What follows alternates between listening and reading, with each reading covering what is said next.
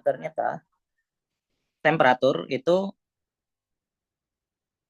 bisa ditentukan kalau kita tahu tekanan dan volume gas tersebut. Jadi, walaupun kita tidak tahu temperatur sistem, maka kalau kita tahu tekanan dan volume sistem, kita bisa menghitung berapa temperatur sistem. Jadi, hanya dua observable makroskopik itu sudah cukup untuk mengetahui bagaimana nanti sistemnya bekerja.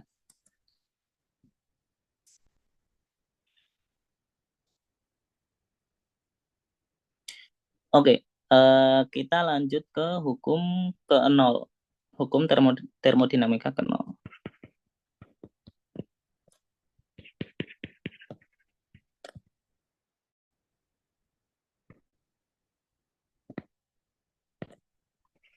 Nah, singkatnya hukum termodinamika ke-0 ini berbicara bahwa ketika ada tiga buah sistem, sistem A, sistem B, dan sistem C, maka kesetimbangan sistem ini sifatnya adalah transitif.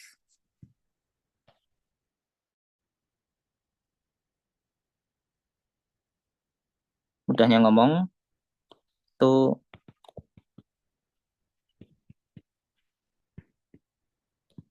kesetimbangan sistem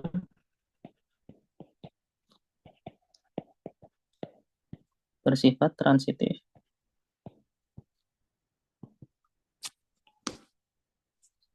Dari mana taunya? Taunya ini dari melihat eksperimen ya. Jadi orang-orang terdahulu itu melakukan eksperimen dan mereka lihat bahwa kalau kita punya tiga sistem dan kita membuat sistem A dan B itu setimbang satu sama lain, kemudian sistem B dan sistem C itu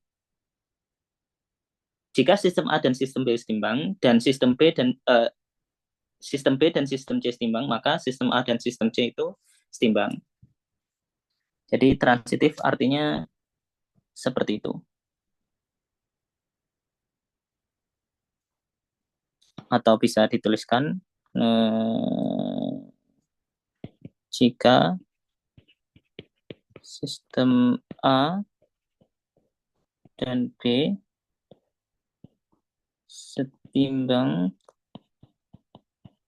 terhadap sistem C, maka sistem A dan sistem B ini setimbang.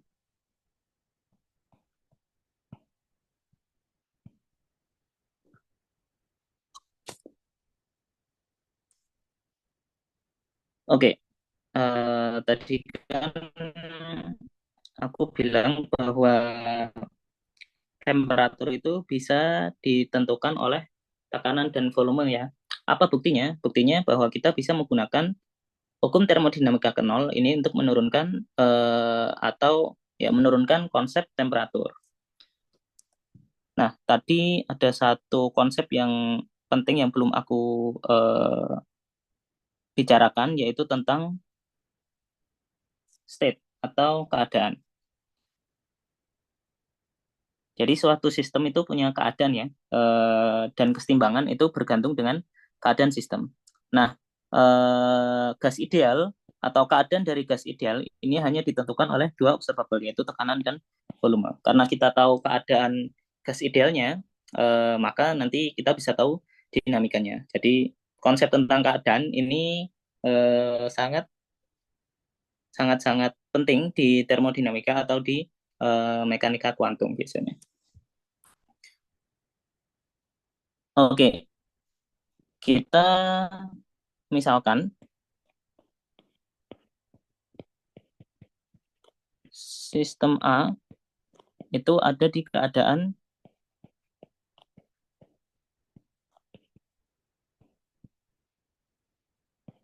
P1, P1. Jadi tadi karena untuk gas ya, contohnya, eh, itu hanya dipengaruhi oleh dua observable makroskopik, P dan V, pressure dan volume, maka keadaan sistem A itu bisa dituliskan sebagai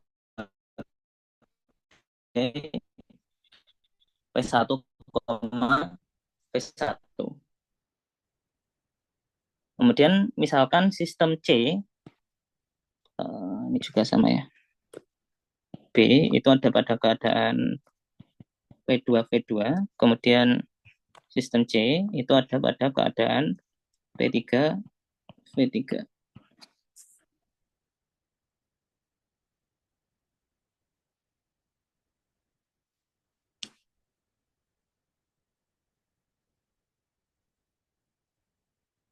Oke, nah ketika kita bilang bahwa misalkan A, B, dan misal B itu setimbang terhadap sistem, walaupun keadaan dari sistem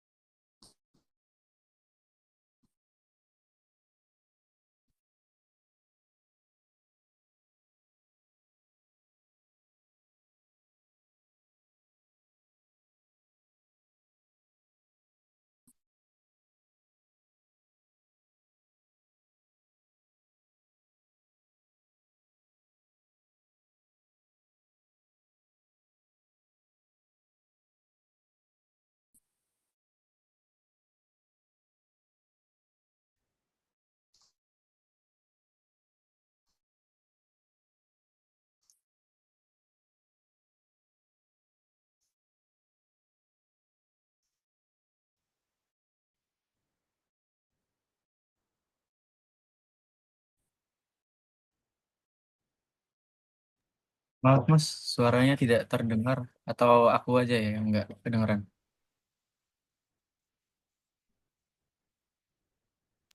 Sama kok nggak kedengaran. Oh iya, P1, V1 pasti ada suatu nilai khusus P3. Apakah suaranya putus-putus? tadi sempat tidak terdengar Mas, sekarang udah terdengar kembali. Oh ya, oke, nanti bilang aja ya kalau Iya. misalkan suaraku tidak terdengar. Jadi kulangi, eh, kalau sistem A itu seimbang dengan sistem C, maka nanti akan ada nilai khusus V3, V3 yang berupa kendala yang membuat keadaan A dan C itu setimbang, kita sebut dengan FAC.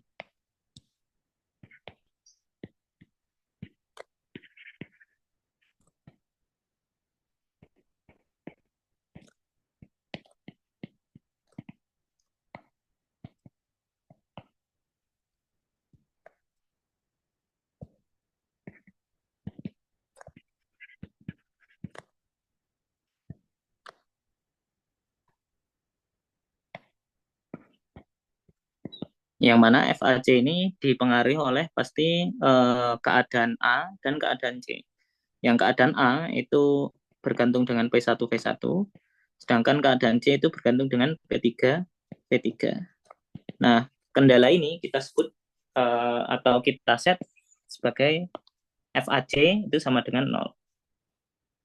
Yang nantinya kalau misalkan kita selesaikan kendala ini, sistem apa namanya, syarat kendala ini, maka kita akan mendapatkan nilai P3 khusus atau V3 khusus di Microsoft sehingga P3 V3 ini setimbang, setimbang dengan P1 V1. Nah, misalkan kita selesaikan FAC dan kita dapatkan V3 ya. Dari sini kita bisa dapat uh,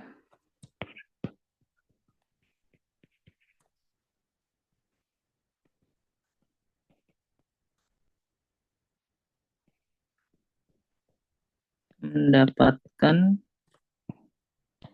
nilai V3 yang membuat C setimbang dengan A.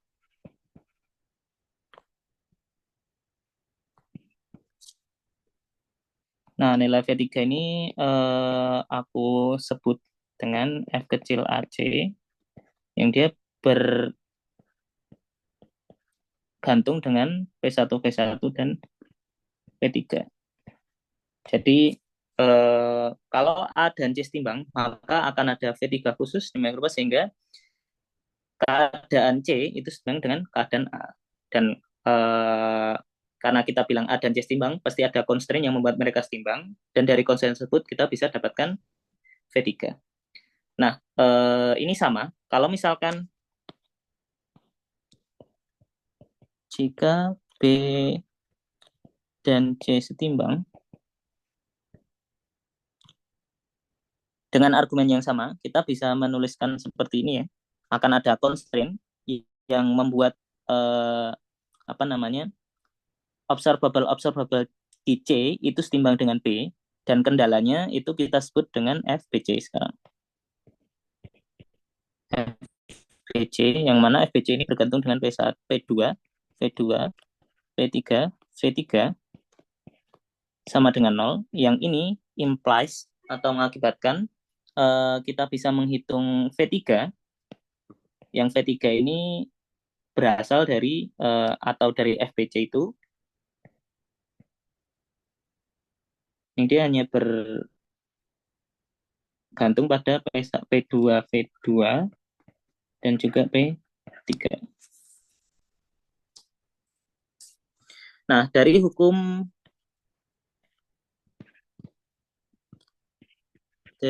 termodinamika ke nol,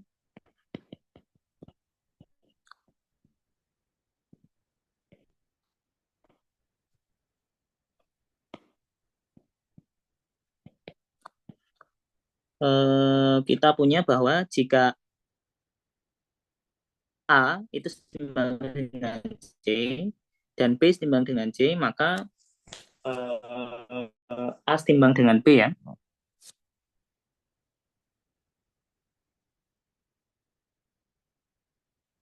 Tapi sebelum itu kita punya satu hal yang menarik,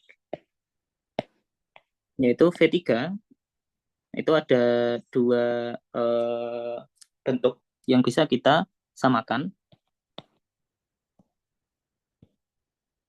sehingga didapatkan bahwa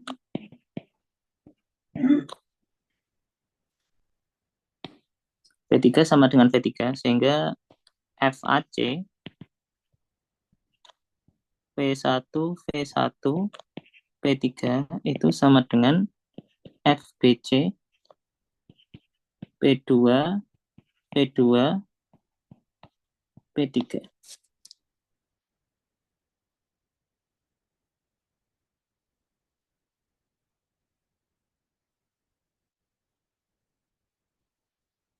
Nah, kita balik lagi ke hukum termodinamika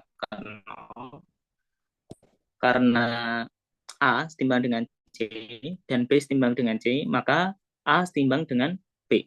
Dan maka akan ada constraint yang membuat A itu setimbang dengan B, dan constraint tersebut tidak lain dan tidak bukan adalah ini. Karena constraint yang membuat A setimbang dengan B itu pasti bentuknya seperti ini ya. A setimbang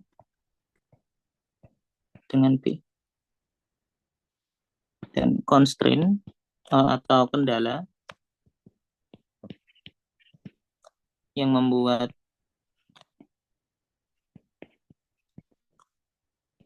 A setimbang dengan B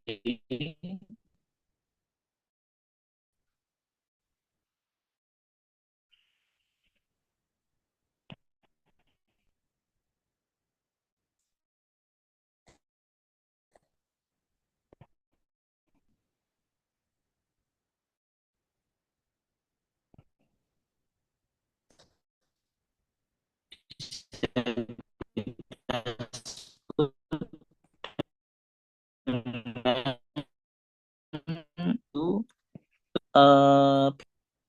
dari sini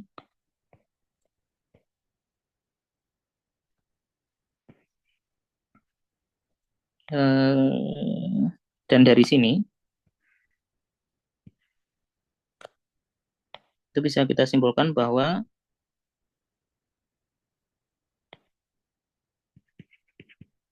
kebergantungan dengan P3 harus dibuang. Sehingga kita punya suatu persamaan, aku sebut persamaannya theta ya. Theta A, karena ini A ya, yang bergantung dengan P1, V1, itu sama dengan theta B yang bergantung dengan P2, V2. Nah, nanti kalau udah pernah belajar termodinamika ya, theta ini kita sebut dengan temperatur.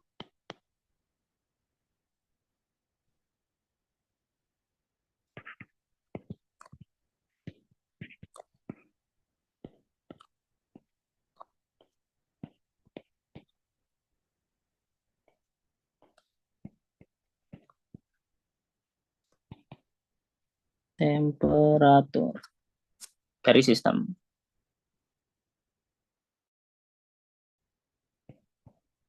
Temperatur sistem. Atau T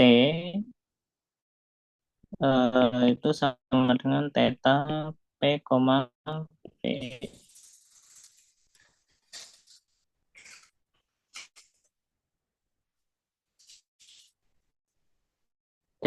Dan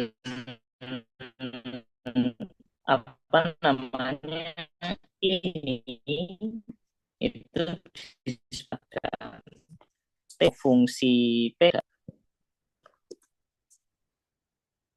Dan misalkan kalau di gas ideal berarti persamaan keadaannya itu T sama dengan PVnRT ya, atau PVnKT PV per NKKB. Nanti kalau sistemnya berbeda berarti persamaan keadaannya berbeda juga. Atau bahkan mungkin bisa saja nanti sistemnya itu kalau ini kan temperaturnya ini benar-benar temperatur ya, bisa jadi nanti ada sistem yang tidak observable makroskopiknya tidak menggunakan temperatur, ya nggak apa-apa.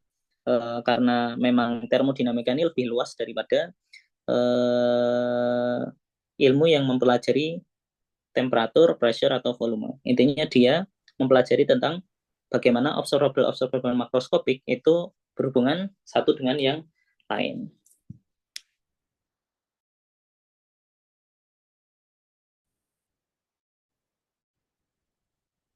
Oke, sampai sini ada yang mau ditanyakan?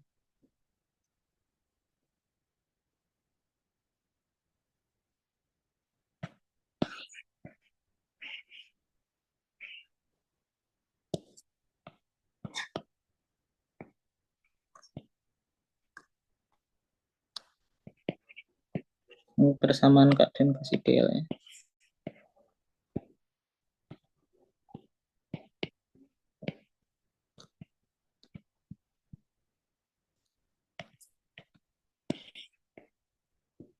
Dan nanti kalau misalkan kita meninjau sistem lain ya bisa jadi persamaan keadaannya berbeda. Misalkan ada gas real ya, nanti akan ada koreksi-koreksi tertentu di sini. Aku juga tidak hafal, tapi intinya satu sistem tertentu persamaan keadaan yang dia satu tuh observable makroskopik yang lain.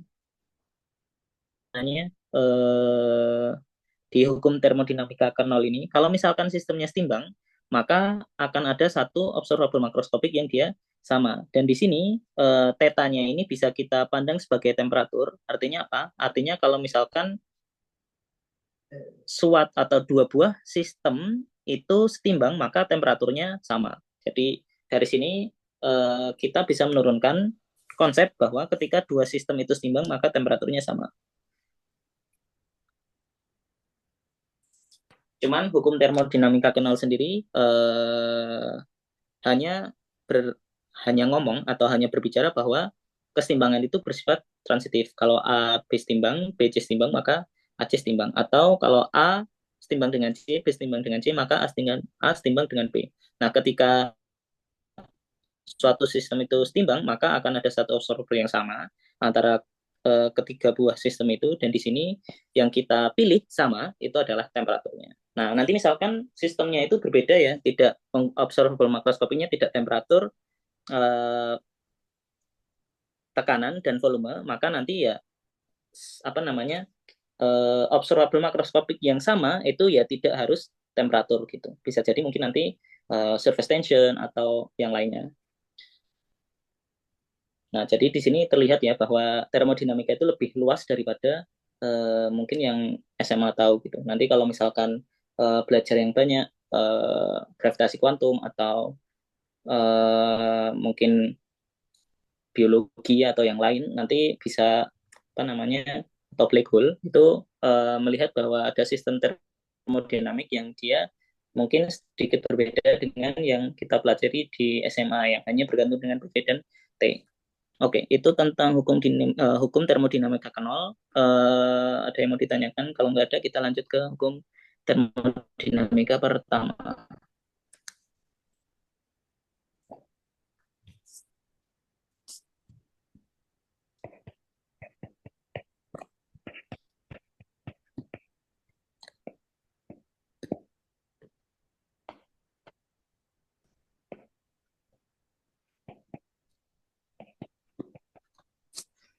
Kita lanjut ke hukum termodinamika ke satu ya. Kurang lebih hukum termodinamika satu ini adalah pernyataan bahwa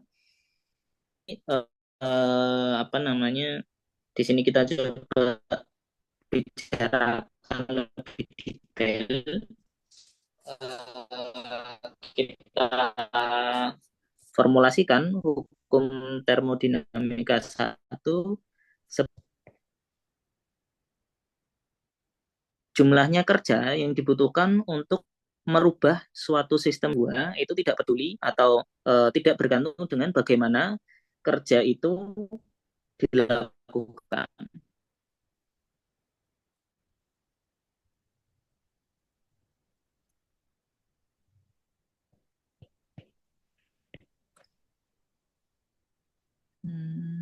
Banyaknya, jangan cuma banyaknya kerja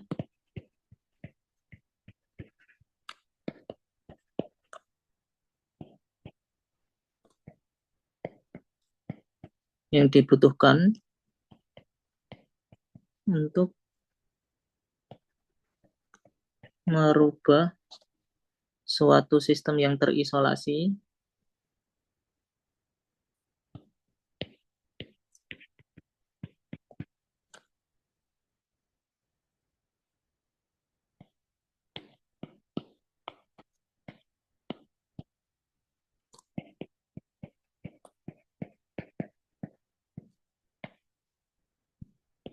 itu tidak bergantung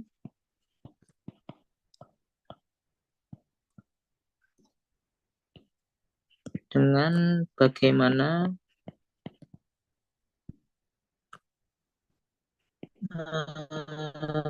kerja tersebut diberikan. Artinya apa? Artinya bentuk kerjanya itu bisa macam-macam ya, bisa ditekan, bisa di apa namanya tarik, bisa di, di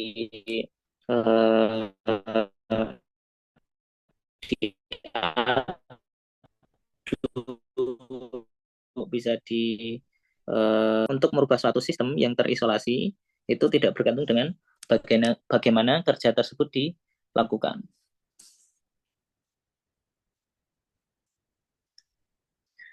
Oke, untuk lebih jelasnya kita perlu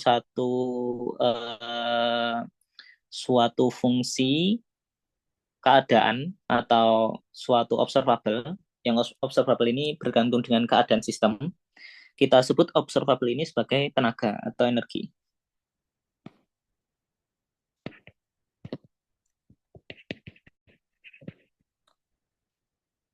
Kita tinjau E. yang dia bergantung dengan PV ya. Ini kalau sistemnya itu gas. Kalau sistem termodinamik yang kita tinjau adalah gas. Nah, kalau sistemnya ini terisolasi, sistem yang terisolasi, yang benar-benar sistemnya ini tidak berinteraksi dengan lingkungan ya. Jadi tidak ada ya sistemnya itu hanya sistem itu tersebut, tidak ada lingkungannya. Atau ada lingkungannya tapi sistemnya ini introvert, jadi dia nggak berinteraksi dengan lingkungan. Nah, kalau kita memberikan atau kalau kalau kita ingin merubah sistem suatu sistem tersebut, otomatis nanti fungsi E-nya ini berubah. Dan berubahnya itu nanti akan sama dengan kerja yang diberikan ke sistem. Maka hukum termodinamika 1 itu mengatakan bahwa delta E itu nanti sama dengan W untuk sistem yang terisolasi.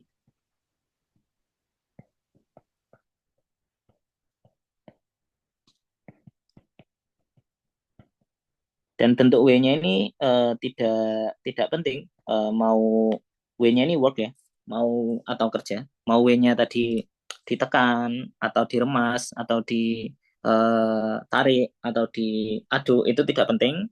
Yang penting nanti banyaknya tetap. Kalau banyaknya segini, ya pasti nanti energinya berubah segini juga gitu. Itu hukum termodinamika pertama. Nah, bagaimana dengan sistem yang tidak terisolasi? Tidak terisolasi karena tidak semua sistem itu terisolasi ya.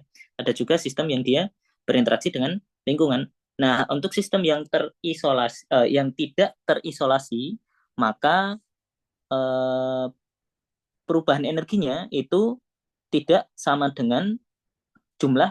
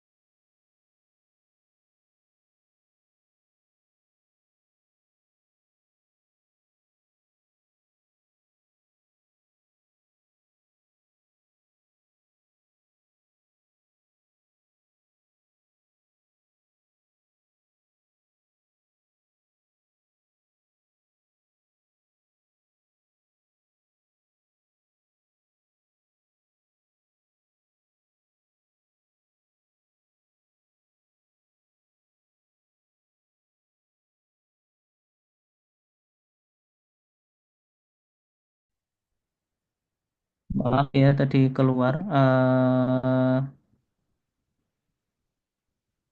Aku coba masuk lagi. Bentar.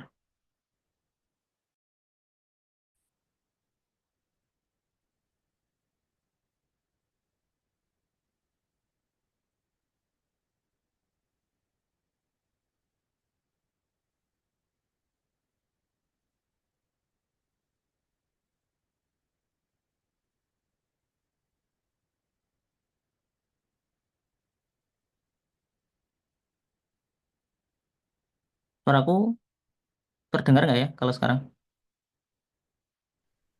Terdengar, Mas. Ya, tadi aku sudah mewanti-wanti kalau internet di sini agak jelek. Sebentar, aku share screen dulu.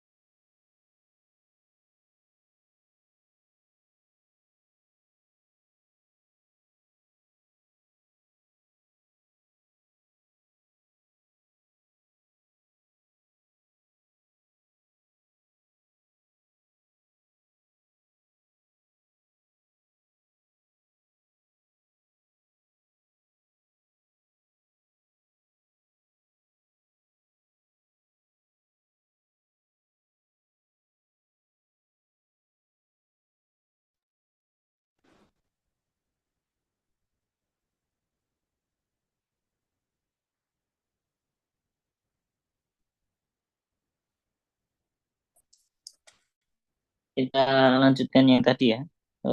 Hukum termodinamika nol bicara bahwa banyaknya kerja yang dibutuhkan membuat suatu sistem yang terisolasi itu tidak perlu dengan bagaimana tersebut dilakukan.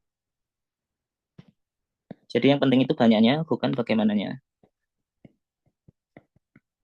Nah, untuk sistem yang terisolasi itu maka berlaku ini. Nah, sekarang kita tinjau sistem yang tidak terisolasi.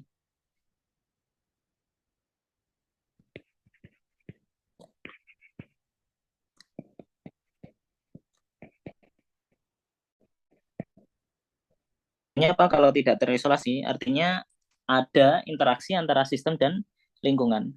Nah, untuk yang sistem seperti ini, maka perubahan energinya itu tidak sama dengan besarnya kerja yang kita berikan ke sistem.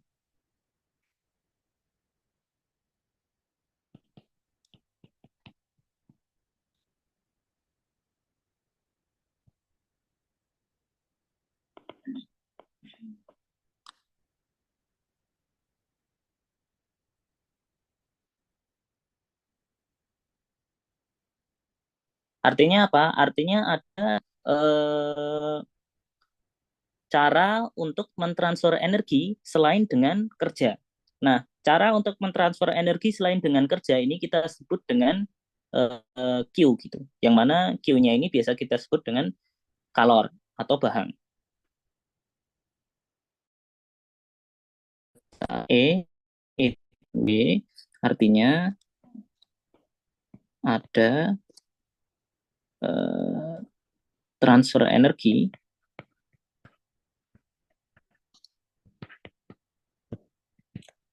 selain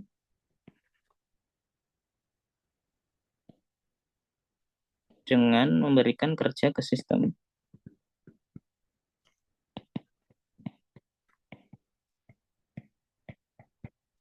Nah, transfer energi ini kita sebut dengan kalor atau panas. Cara transfer energi ini kita sebut dengan Q, sehingga persamaan kita itu adalah del E sama dengan plus W.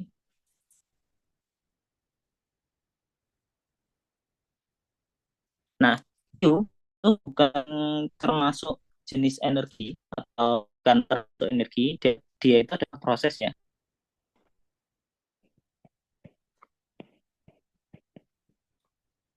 Bukan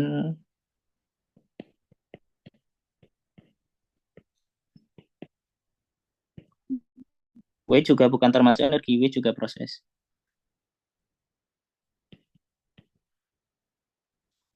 Melainkan suatu proses.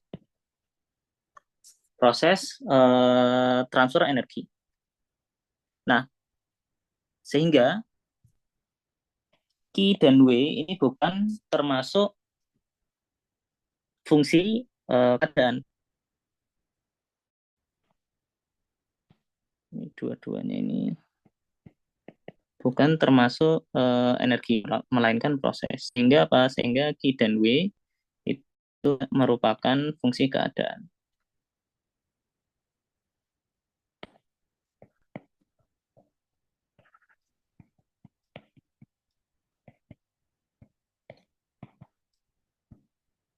Yang fungsi keadaan merupakan hanyalah E saja.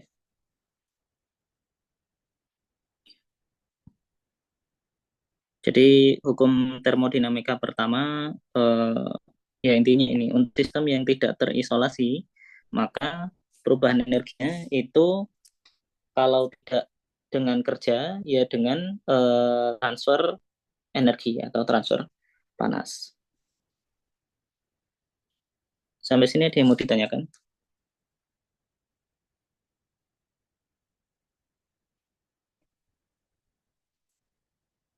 Oke, kalau tidak ada, kita lanjutkan. Di sini mulai sedikit menarik kalau yang suka matematika.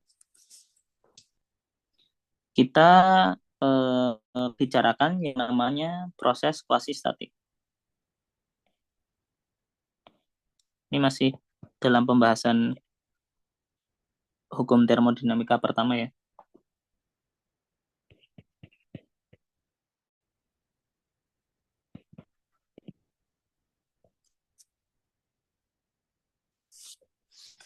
Nah, tadi transfer energi di sini, di ini itu bisa bermacam-macam ya. Bisa cepat, bisa langsung, misalkan kita remas suatu, nah nanti eh, ya entah bagaimana panas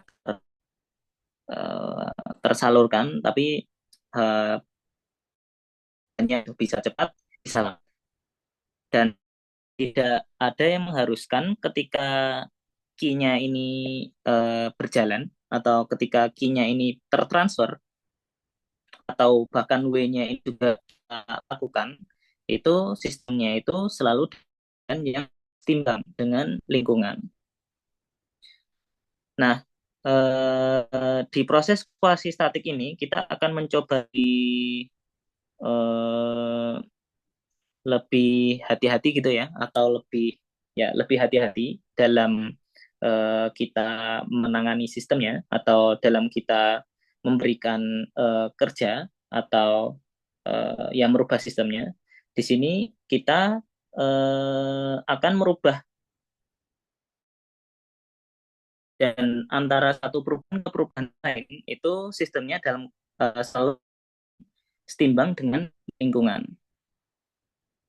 Nah, proses yang seperti ini disebut dengan proses kuasi statik. Jadi, proses kuasi statik ini adalah proses merubah keadaan suatu sistem yang mana kita lakukan prosesnya itu sangat lambat, sedemikian rupa sehingga keadaan sistemnya ini tidak berubah.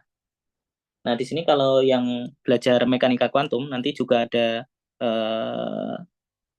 karena tadi keadaan juga ada di mekanika kuantum juga ya. Ada konsep yang mirip dengan seperti ini, itu namanya proses adiabatik. Ya, mirip dengan proses kuasi statik ini. Nanti di mekanika kuantum ada, kita memodelkan suatu proses keadaan kuantum yang mana proses itu tidak merubah keadaan kuantumnya.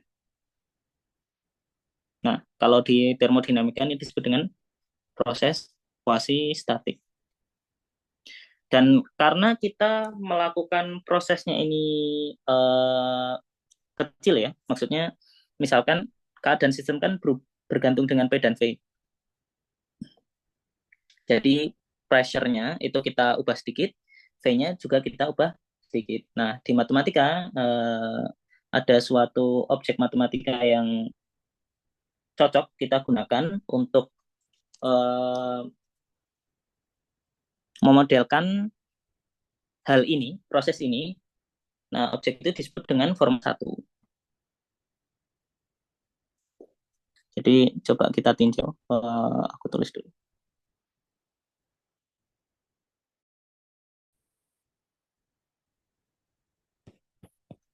Proses merubah suatu keadaan sistem ke keadaan yang lain tanpa atau sedemikian rupa sehingga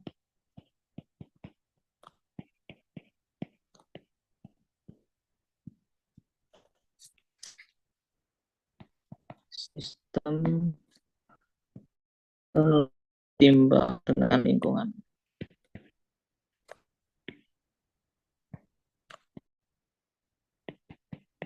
Dan biasanya proses kuasi statik ini butuh waktu yang lama karena kita menggeser satu keadaan ke keadaan yang lain, kita tunggu agar dia setimbang, kemudian kita lakukan hal yang serupa lagi. Nah, sekarang kita tinjau energi, tinjau sebagai fungsi P dan V. Maka kalau kita melakukan proses kuasi statik ke dalam sistem ini, akan ada perubahan energi, tapi perubahan energinya ini infinitesimal ya, karena dalam proses kuasitatik ini kita merubah P dan V ini sangat kecil.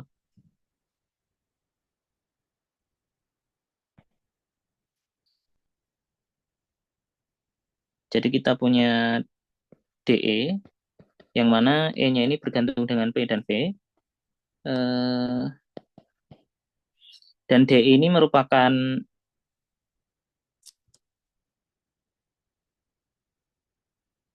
forma 1. Jadi kita bisa E per dP, parsial E, parsial P, dP ditambah parsial E, parsial P, dV. Atau biasanya disebut dengan turunan total ya.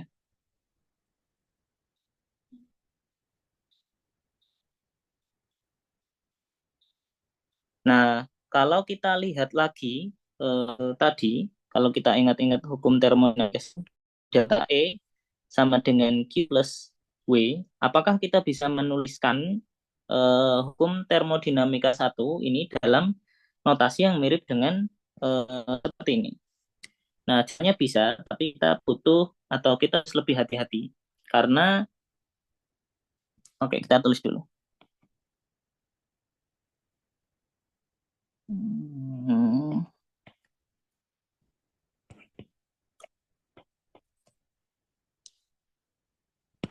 Dalam kasus ini,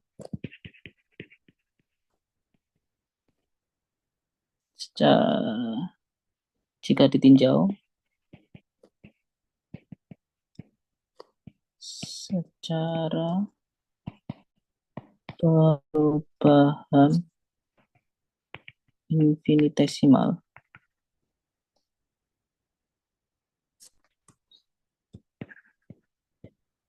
maka hukum termodinamika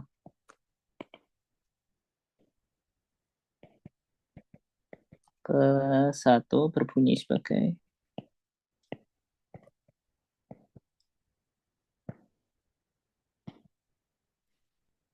DE itu sama dengan dQ plus DW. Nah, kenapa kok yang ini ada barnya, sedangkan yang ini tidak ada? Tadi ingat, dan W itu bukan fungsi keadaan, karena dia sebuah proses, adalah proses. Sedangkan E ini dia fungsi keadaan ya. Nah, karena dia fungsi keadaan, maka dia berbentuk dengan P dan V. Jadi, kalau dalam bahasa geometri diferensial, ini DE ini forma 1, yang forma satunya itu eksak, seperti itu. Sedangkan Q dan W ini forma 1 yang tidak eksak. Kalau yang belum belajar geometri diferensial, nggak apa-apa. Yang penting tadi fisisnya, E itu termasuk fungsi keadaan, sedangkan Q dan W ini bukan fungsi keadaan.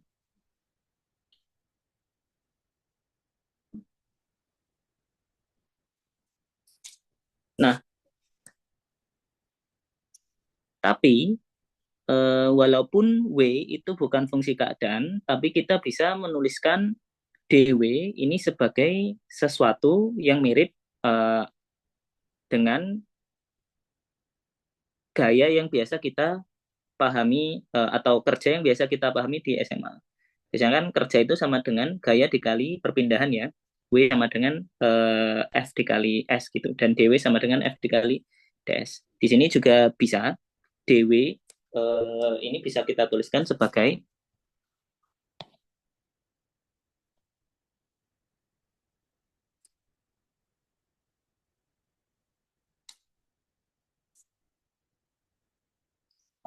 tapi sebelumnya tadi di hukum termodinamika dinamika 1 kita bicara bahwa banyaknya kerja itu tidak bergantung dengan bagaimana kerjanya dilakukan. Nah, untuk mempermudah perhitungan dan mempermudah konsep-konsep yang akan kita pahami di bawah, kita hanya membicarakan kerja yang dilakukan dengan cara menekan atau meremas sistemnya. Nah, sehingga kalau meremas sistem, maka kerjanya itu bisa kita tulis sebagai seperti ini. Untuk sistem yang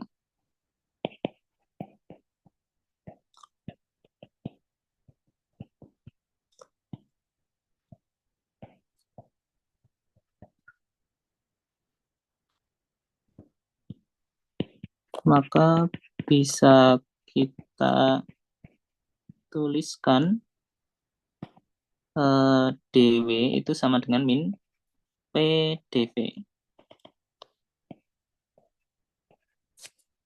Nah, ini mirip kerja itu bisa seolah-olah di gaya DV ini jadi pindahnya. Nah, di sini kita lihat volume itu berkurang, mas sistemnya, artinya DV-nya itu negatif ya. Kalau kita remas sistemnya, DV-nya negatif, ketemu negatif di sini jadinya positif. Artinya kita memberikan kerja ke sistem. Nanti mungkin ada konvensi yang lain, berarti artinya nanti beda juga ya. Di sini konvensi yang biasa aku pakai itu seperti ini. Tapi kalau misalkan konvensinya beda ya tinggal dirubah aja cara pandangnya. Ada yang kalau W-nya itu negatif berarti atau ada yang W-nya positif itu berarti sistemnya melakukan kerja ke lingkungan. Tapi kalau di sini aku kalau W-nya positif itu berarti lingkungan memberikan kerja ke sistem.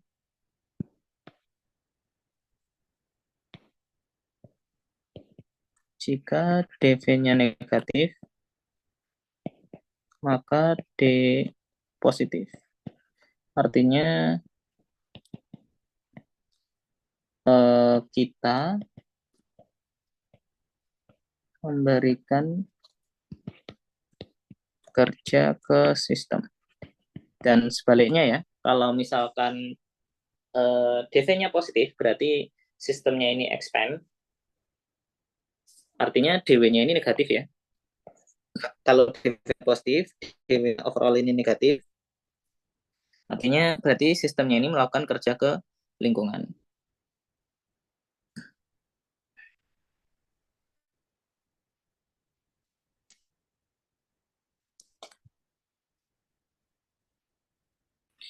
Nah, kembali ke tadi,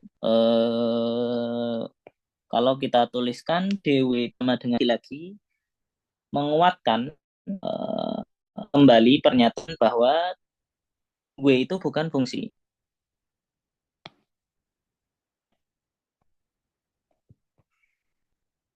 Bukan fungsi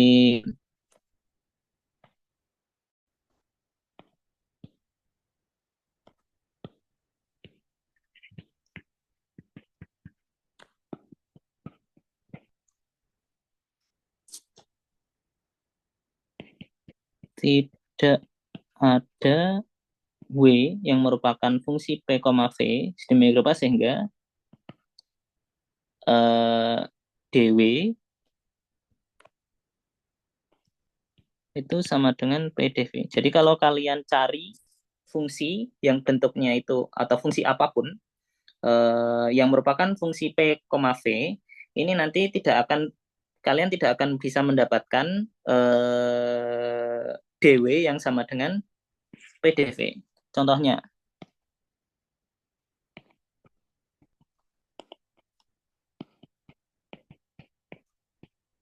misalkan W itu sama dengan PV ya, atau WPV itu sama dengan PV. Artinya apa? Artinya DWPV itu sama dengan harusnya sama dengan DPV plus PDV. Padahal tadi kita menginginkan bahwa perubahan infinitesimal kerjanya atau kerja infinitesimalnya itu bentuknya PDV. Jadi kembali ke tadi bahwa Q dan W ini bukanlah fungsi keadaan. Jadi tidak ada fungsi P dan V yang bisa menggambarkan W ataupun Q.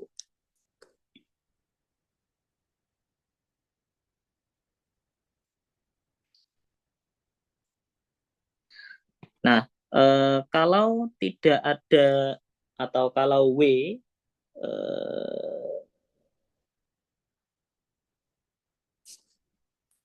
itu tidak bisa kita tuliskan. Kalau forma satunya itu tidak bisa kita tuliskan sebagai turunan dari forma yang lebih kecil, maka artinya formanya tidak eksak. Itu dalam bahasa geometri diferensialnya seperti itu. Atau kalau dalam bahasa awamnya itu tidak ada, ya lagi tadi tidak ada fungsi WPV yang bisa membuat DW itu sama dengan ini tadi.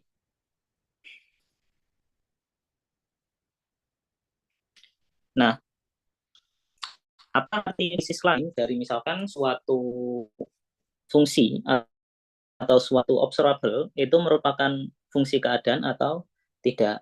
Artinya, ya aku tuliskan lagi ya. DW bukan turunan eksak. Nah, kalau dia bukan turunan eksak, artinya kerja. Kalau kita punya ruang keadaan ya, ruang keadaan ini ruang yang isinya itu adalah keadaan-keadaan yang ada. Berarti kalau di kita, karena keadaan itu disimbolkan atau dipengaruhi oleh P dan V, maka ruang keadaannya ya eh, dua dimensi.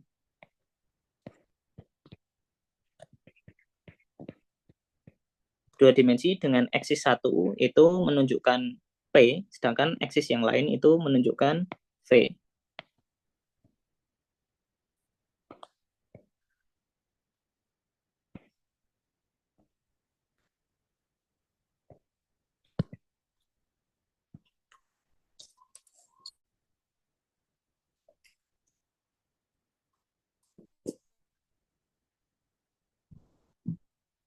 Nah, misalkan ada keadaan A atau keadaan satu, keadaan A aja, keadaan A dan keadaan B, yang mana di ruang keadaan ini banyak jalan menuju dari keadaan A ke keadaan B.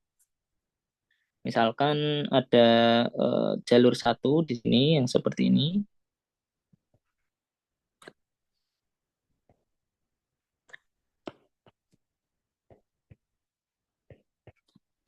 Kemudian ada jalur dua yang seperti ini. Ini artinya apa? Dibayangkannya kita punya sistem dan sistemnya ini mau kita rubah yang keadaannya dari A ke keadaan B. Dan kita rubahnya secara kuasi statik, jadi sedikit demi sedikit. Dan karena adanya dan karena sedikit demi sedikit artinya ada uh,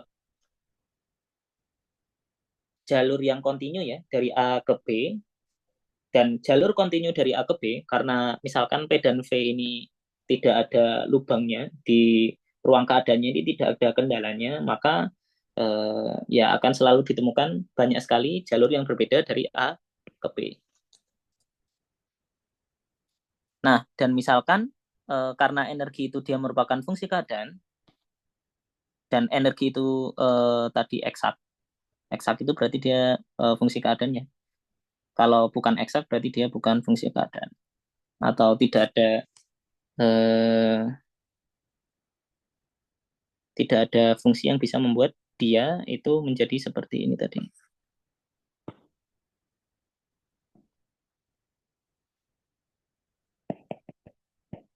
Tinjau EPV. Nah, karena ada DE, karena E itu fungsi PV, maka ada DE. Karena E itu fungsi PV, karena E fungsi PV, maka ada DE atau bisa ditemukan DE. Bagaimana DE-nya? DE-nya caranya seperti ini. Jadi karena E atau karena ada fungsi E, yang mana fungsi E-nya itu bergantung dengan PV ya. karena ada fungsi EPV, maka selalu bisa kita menemukan DE. Bagaimana caranya? Caranya ya E-nya ini kita turunkan terhadap P, kemudian kita kali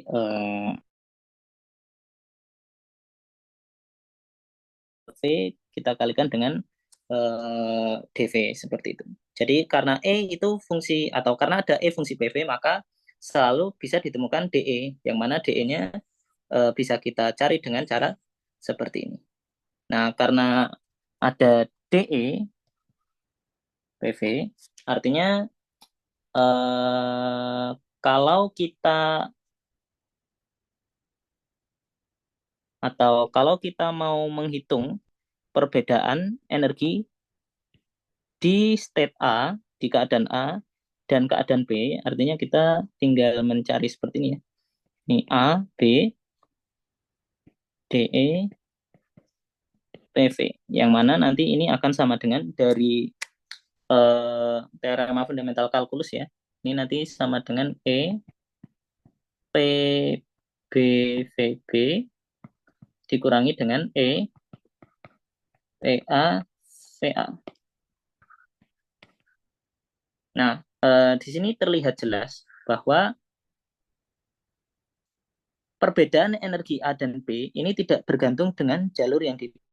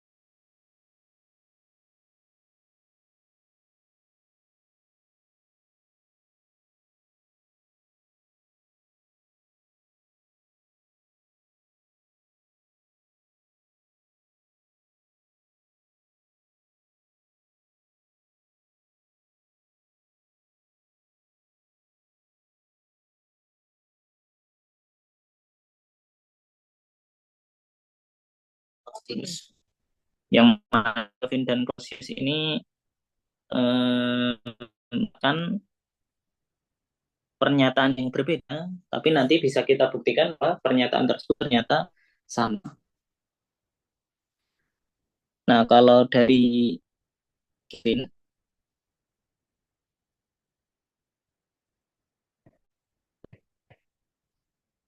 itu dibilang bahwa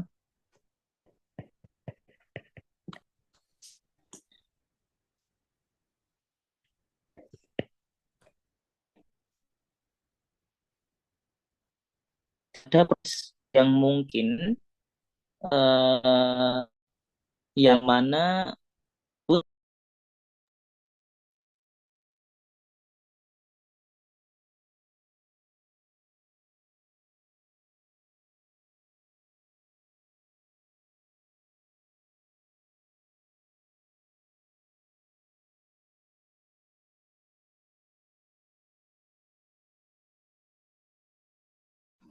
ada suatu proses atau tidak mungkin ya, tidak ada suatu proses yang mungkin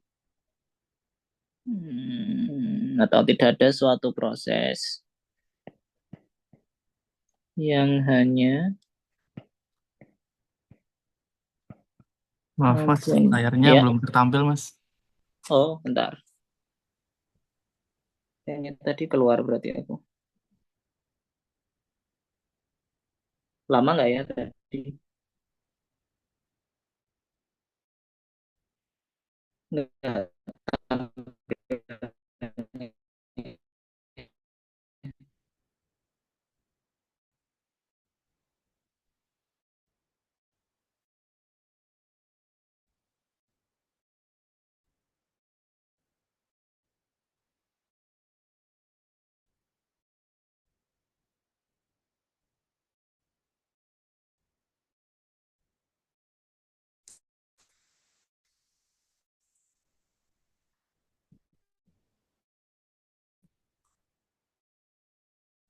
Udah.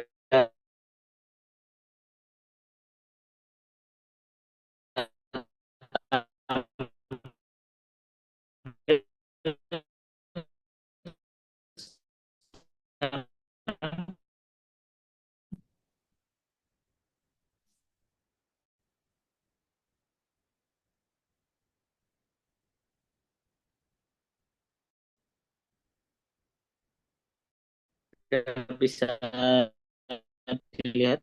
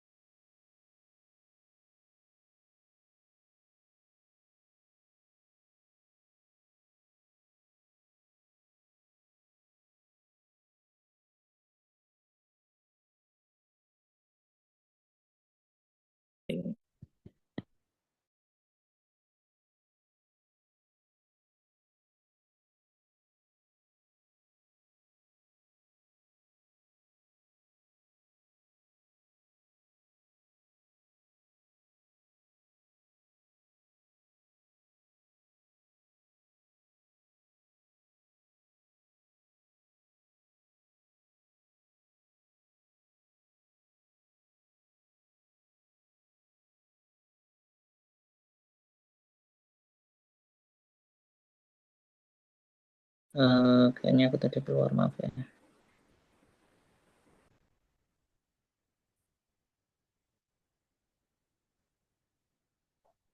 Tadi kita punya hukum termodinamika kedua yang dinyatakan oleh Kelvin. Kelvin pernyataannya adalah tidak ada suatu proses yang hanya mempunyai efek untuk mengekstrak energi dari reservoir panas dan mengubahnya menjadi kerja. Nah, ada juga orang yang namanya Clausius, ini juga dulu ya, orang dulu. Dia berkata bahwa atau pernyataan hukum termodinamika keduanya itu tidak ada proses yang hanya berefek untuk mentransfer energi dari suatu benda yang dingin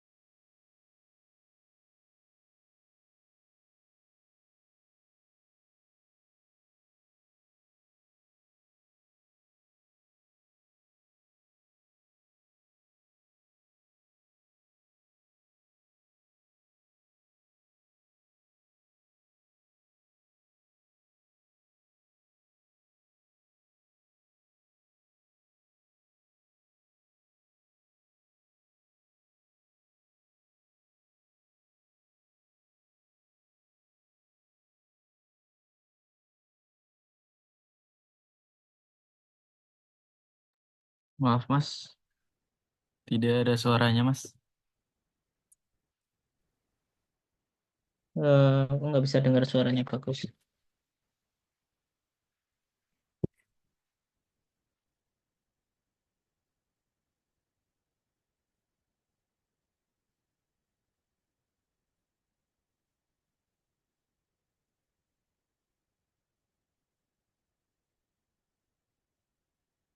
Aku share screen dulu coba.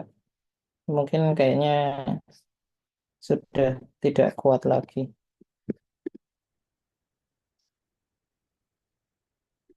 Kalau sekarang, Sudah Mas. oh iya, ini mungkin kita tutup dulu gimana bagus. Nanti apa namanya kita lanjutin lagi gitu. Mungkin sejam bisa kapan gitu. Karena sepertinya tidak memungkinkan. Em, nggak apa-apa sih Mas, selagi masih di kurun waktu yang sampai 9 Februari itu. Oh iya, oke. Sebelum kita tutup, mungkin aku rangkum dulu yang kita udah bahas tadi. Jadi di termodinamika ini kita membahas tentang hubungan antara observable makroskopik. Di sini nggak hanya tentang temperatur, kemudian tekanan dan volume ya.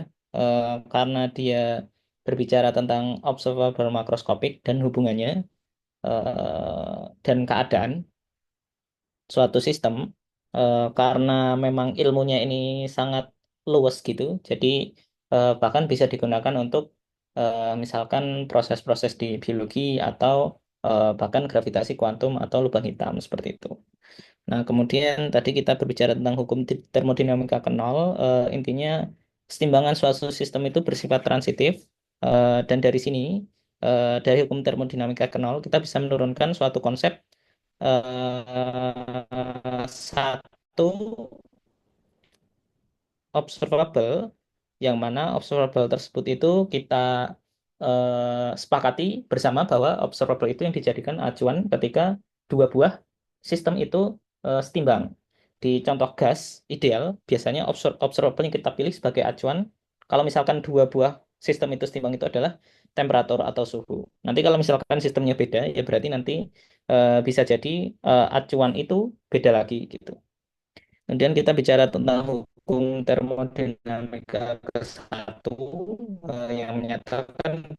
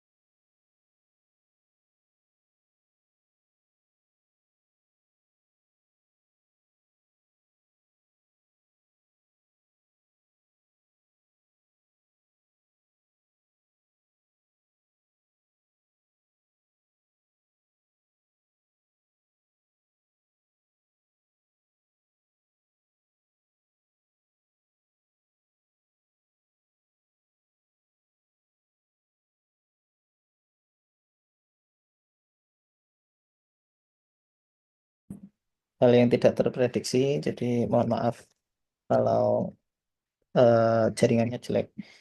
Mungkin nanti kita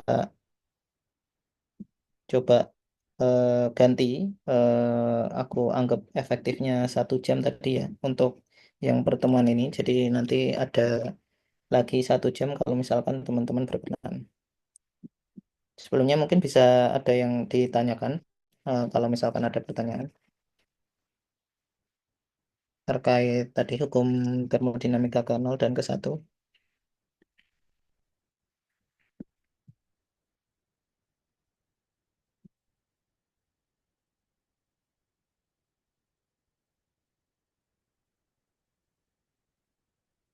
Kalau nggak ada mungkin saya kembalikan ke Mas Bagus.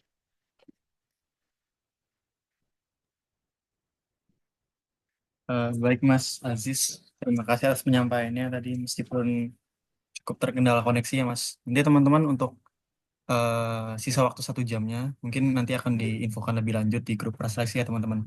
Nah sebelum sesi pelatihannya ditutup, untuk teman-teman yang belum sempat presensi, link presensinya bisa dilihat di kolom chat ya teman-teman. Nah dan sebelum ditutup, aku mau minta dokumentasi dulu ke semua teman-teman yang bisa untuk open kamera, boleh di open kameranya kalau memungkinkan. Oke, 14.45 aku tag ya teman-teman.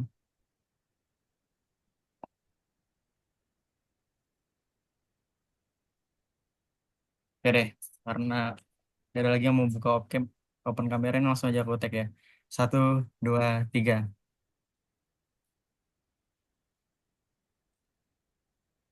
Oke, sudah. Terima kasih banyak teman-teman. Jadi kita sudah sampai di penghujung acara pelatihan termodinamika dan fisika statistik. Untuk tadi ada 1 jam ya Mas, berarti nanti di sisaan waktu yang belum cukup. Nanti akan diinfokan lebih lanjut untuk teman-teman semuanya. Aku akhir kata Bagus Aliguna.